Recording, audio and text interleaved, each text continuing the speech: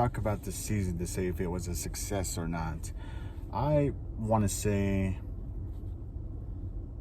that I'm sub-level on this, and let me tell you why. We began this year without a defensive coordinator. The frustrating part about this was Vrabel and J-Rob thinking that it could be done. It could be somehow salvaged because we had these pieces and everything. With this pandemic going on, it's just unfortunate that we didn't have these key pieces when we needed them. We had Dory Jackson out, I believe, even preseason when we didn't have a preseason. A lot of these rookies coming in didn't have these opportunities to see these different sets, these different angles. Because a lot of people who do and don't, people who learn on the board and people who need to go outside and be hands-on and learn on the field. I just don't think it was really fair for our defense to be in that type of situation without a defensive coordinator, because we look so frustrated in all phases of this football team. Jeffrey Simmons, yes, hit and miss here and there. Secondary, Malcolm Butler, shout out Malcolm Butler. Adoree Jackson out majority of the season, like I said, with the injury. We had Christian Fulton, who was not a hit and miss in a couple games there, We were greatly embarrassed in that Vikings game, I believe, at the start. Jefferson just ran all over us. We made him look like a highlight reel in himself against the secondary, and it was just really frustrating to see. And then against our veteran secondary, Vaccaro, and with Byard. Vaccaro was in and out this season. I believe he had an illness as well. So he had Amani Hooker step up in some instances, and I'm not sure if we would have had some of those same instances with Vaccaro on the field, because I believe Amani has just that length in him, and it's going to be interesting to see if we let Vaccaro go this offseason, if we cannot afford him. So, and then promote Amani up. Kevin Byard, who seemed off all season because he's had to cover for Breon Borders, Jonathan Joseph out of Texas, the Texans, and then released, and bringing Breon Borders up, who's been bounced around the league as well. Had a few highlight games there, but really, we're not the only team suffering on this offense or defensive side. There was really no excuses on that. We didn't have anybody really to cover in those games. We were playing Ironman football, or pretty much close to it. I even saw glimpses of Zubnar, who was supposed to be on special teams, actually playing linebacker or edge on this past Ravens game, And they want to say we had 4 sacks. I don't think we had 4 sacks. I think Lamar ran into our tackles, That, to me, from an edge kind of view, that was given. That wasn't earned. And my fellow football players will understand my comment on that. So there's just a lot to discuss, really. Jayon Brown, are we going to be able to afford him this offseason? He's going to be asking for some money. If we get him at $7-8 million, we might be able to, but he's probably going to be asking for 12 plus. Titans probably be able to meet with him at 7-8, offer him incentives and stuff, But that's if we retain Jadeveon Clowney, if we retain Daquan Jones, if we release Reed. Reed, wow, what a huge come up, Somebody mentioned he was a great value, Clay Matthews, and I thought that was pretty funny.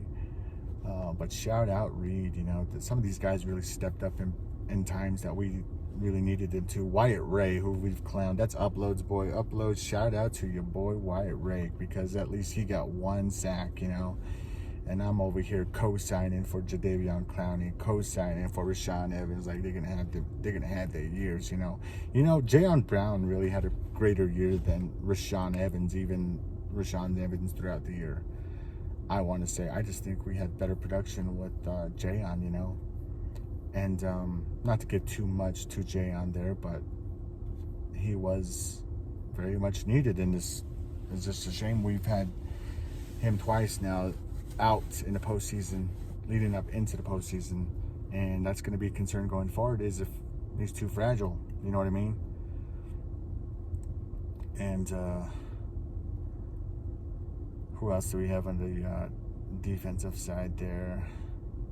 Oh, we got David Long stepping up, and it's going to be interesting. I hope we retain David Long. He needs to be a 53 man. He needs to start. That man has vision in certain areas. And shout out to David Long Jr. He's doing it. Harold Landry doing. I mean, he's had a pretty good season.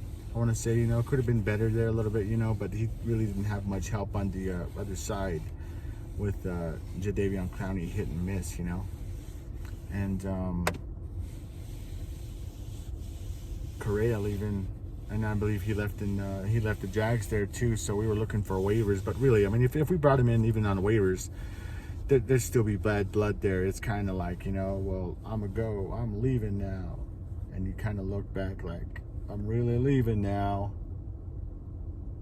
and everybody looking at you like you haven't left yet, and then you finally leave, and you realize Vic Beasley's gone, Jadeveon Clowney's out. Like, hey, maybe I should try to go back, throw a tantrum here in Jagsville, and maybe Braves will look back, But I mean, I really don't know what was going on with Correa and the guy. But the guy said if he didn't want to be here, he didn't want to be here. So that's totally fine.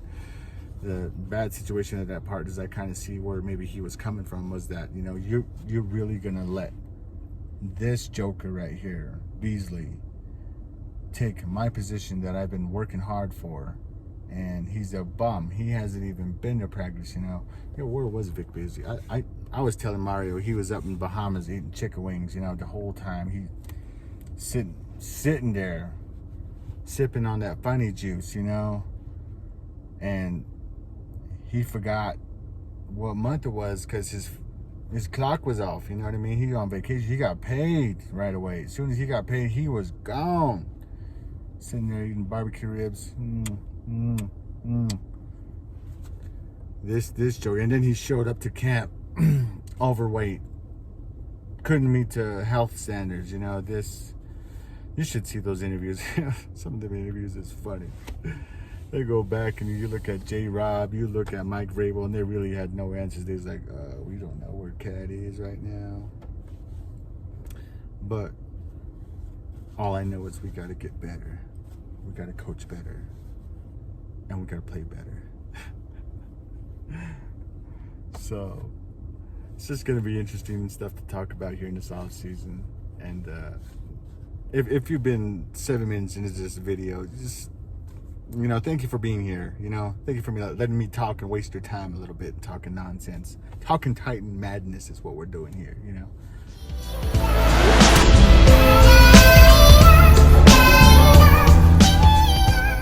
So, it's gonna be interesting. I'm not sure if we're gonna keep Adoree' with this performance. It's just the guy seemed timid, you know what I mean? And we're gonna go back to that Green Bay game. We can go back to the Green Bay game because some cats is made for the weather, some cats is not made for the weather. You know what I'm saying? There's some teams who play in that cold weather, some teams who don't play in that cold weather. And a lot of these new cats, what we was thinking was like, oh yeah, we good, because I was co-signing for Derrick Henry, like, yo, we can have one of them games, they're gonna go off. And it just was the total opposite because we couldn't get off the field. And our offense that we needed just couldn't be there. It's just one of those things where it's like you have a struggling team, yes. So you kind of lean on another department to take care of it.